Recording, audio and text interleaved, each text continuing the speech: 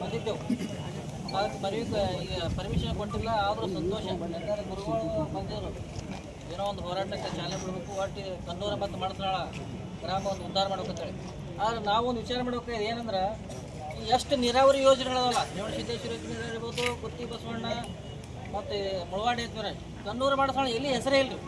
ಕನ್ನೂರು ಮಡಸನಾಳ ಮಹಾರಾಷ್ಟ್ರಕ್ಕೆ ಸಂಬಂಧವತ್ತು ಯಾರು ರಾಜಕಾರಣಿಗಳು ತಿಳ್ಕೊಂಡ್ರು, ಯಾರು ತಿಳ್ಕೊಂಡ್ರು ಗೊತ್ತಾಗೋದು. ಅದಕ್ಕೆ ಈಗ ಬಬಲೇಶ್ವರ ಮತಕ್ಷೇತ್ರಕ್ಕೂ ಫುಲ್ ನೀರಾವರಿ ಆಗ್ಯದ. ಈ ಯಾಕೆ ಹಿಂಗಾಲತ್ತಂದ್ರೆ ನಮ್ಮ ರಿಸರ್ವೇಷನ್ ಇದು ಅಲ್ಲ ಮತಕ್ಷೇತ್ರ, ಅದಕ್ಕೆ ಇದು ಹಿಂಗಾಲತ್ತ ನಮಗೆ ಸಮಸ್ಯೆ ಬರತ್ತ.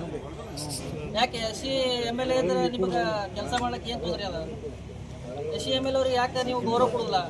ಡಾಕ್ಟರ್ ಬಾಬಾ ಸಾಹೇಬ್ ಅಂಬೇಡ್ಕರ್ ಏನು ಹೇಳ್ತಾರೆ, SC ST ಅವ್ರಿಗೆ ಅನೇಕ ಸೌಲಭ್ಯಗಳನ್ನು ಕೊಟ್ಟು ಮುಂದೆ ತರಬೇಕಂತ ಹೇಳ್ತಾರೆ. ಆದ್ರೆ ನೀವೇನು ಮಾಡತ್ತೀರಿ? SC ಮತಕ್ಷೇತ್ರಗಳನ್ನ ಯಾಕೆ ನೀವು ಹಿಂದಿಡ್ಲಾತೀರಿ? ಅದಕ್ಕೆ ದಯವಿಟ್ಟು ಮಾನ್ಯರು ಕನ್ನೂರು ಮತ್ತು ಮಡಸನಾಳ ಈ ಎರಡೂ ಗ್ರಾಮಗಳಿಗೆ ಹೊಸದಾಗಿ ಕೆರೆಗಳ ನಿರ್ಮಾಣ ಆಗಬೇಕು. ಮತ್ತು ರೇವಣಸಿದ್ದೇಶ್ವರ ಏನು ಈ ಪೈಪ್ಲೈನ್ ಮುಖಾಂತರ ನೀರು ಇಂಡಿಗೆ ಹೊಂಟದ, ಅಲ್ಲಿ ಕನ್ನೂರು ಮತ್ತು ಮಡಸನಾಳ ಎರಡನ್ನೂ ಸೇರ್ಪಡೆ ಮಾಡಿಕೊಂಡು ಚೇಂಬರ್ಗಳನ್ನು ಬಿಡಬೇಕು. ಆಮೇಲೆ ಮೂರನೇದಾಗಿ ಸಮಗ್ರ ಕನ್ನೂರು ಮತ್ತು ಮಡಸನಾಳ ನೀರಾವರಿ ಮಾಡಬೇಕು. ನೀವು ಯಾವ ಲಿಸ್ಟ್ ಒಳಗೆ ಸೇರಿಸ್ತೀರಿ ಏನು ಸುದ್ದಿ ಎಲ್ಲ ಹೇಳ್ಬೇಕು. ನಾವು ಬರೀ ಎಷ್ಟಕ್ಕೆ ಬಿಡೋದಿಲ್ಲ. ಯಾಕಂದ್ರೆ ನಮ್ಮ ಮುಂದಿನ ಊರಿಗೆ ಹೊಲಕ್ಕೆ ನೀರು ಹೊಂಟದ, ನಮಗೆ ಕುಡಿಲಾಕ ನೀರು ಇಲ್ಲ. ನಾವು ಅದನ್ನು ನೋಡ್ಕೊಂಡು ಹೆಂಗೆ ಸುಮ್ಮನೆ ಕೊಡಲಿಕ್ಕೆ ಸಾಧ್ಯ ಆಗ್ತದೆ?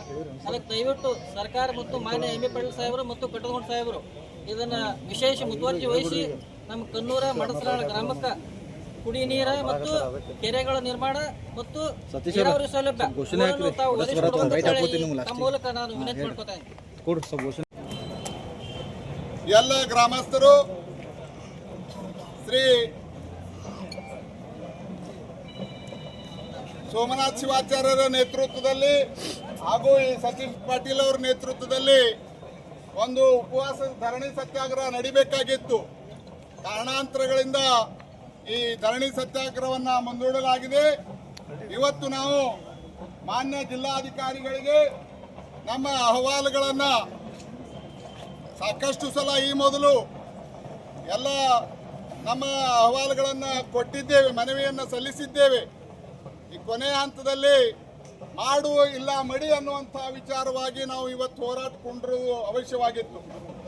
ಆದ್ರೆ ಈ ಪರ್ಮಿಷನ್ ಸಿಗಲಾರದ ಕಾರಣ ನಾವು ಇವತ್ತು ಹೋರಾಟವನ್ನು ಮಾನ್ಯ ಜಿಲ್ಲಾಧಿಕಾರಿಗಳಿಗೆ ಮನವಿ ಕೊಡುವ ಮುಖಾಂತರ ನಾವು ಇವತ್ತು ಹೋರಾಟವನ್ನು ಅಂತ್ಯಗೊಳಿಸುವಂಥ ಕಾಲ ಅವಕಾಶ ಬಂದಿದೆ.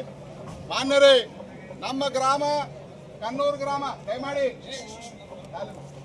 ದಯಮಾಡಿ ಕನ್ನೂರು ಗ್ರಾಮ ಬರದ ನಾಡು.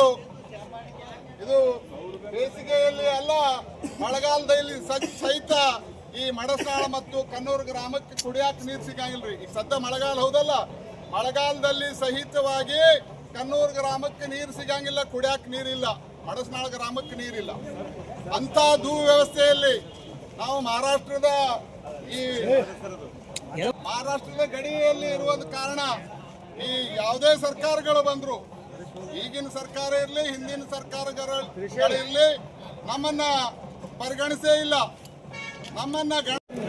ಯಾಕಂದ್ರೆ ಕನ್ನೂರು ಭಾಗದ ಶೇಕಡಾ ಪ್ರತಿಶತ 25% ಅಷ್ಟೇ ಭೂಮಿ ನೀರಾವರಿಗೆ ಒಳಪಟ್ಟದ.